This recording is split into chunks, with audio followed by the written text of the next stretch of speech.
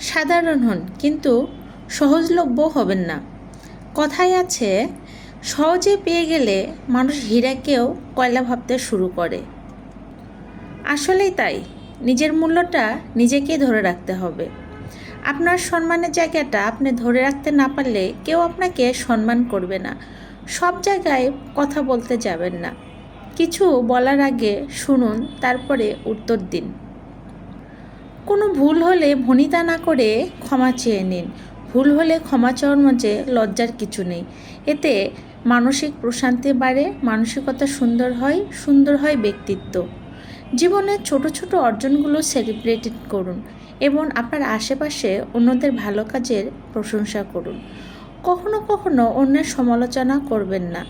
পারলে তাকে সঠিক যুক্তি ব্যবহার দিয়ে তার ভুলগুলোকে ধরে দিয়ে তাকে সংশোধন করার চেষ্টা করুন। অর্থ কম থাকুক, যোগ্যতা কম থাকুক, কিন্তু আপনার কথা, ব্যবহার, আচরণ, মানসিকতা এগুলো যেন সুন্দর ও মার্জিত হয়।